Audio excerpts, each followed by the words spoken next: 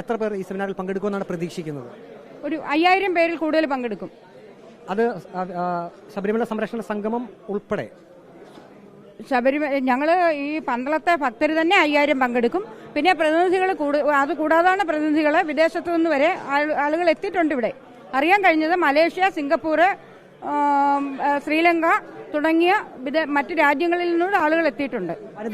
വരെ ആളുകൾ ഇപ്പൊ ഇവിടെ എത്തിയിട്ടുണ്ട്. ഇപ്പൊ രജിസ്ട്രേഷൻ കൗണ്ടറിൽ ഇതിനുള്ള നടപടിക്രമങ്ങൾ ചെയ്തു കൊടുക്കുന്നത് 1000 പേരെയാണ് ഞങ്ങൾ പ്രതീക്ഷിക്കുന്നത്. പന്തളത്തെ ഭക്തർ തന്നെ 5000 പേര് ഇപ്പൊ റെഡി ആയിട്ടുണ്ട്. ഇപ്പോൾ വനിതകളാണല്ലോ. 1500 പേർക്ക് രജിസ്ട്രേഷൻ കൊടുത്തു കഴിഞ്ഞു, ഫോം കൊടുത്തു കഴിഞ്ഞു. അതായത് പ്രതിനിധി സമ്മേളനത്തിന് 1500 ഫോം കഴിഞ്ഞു.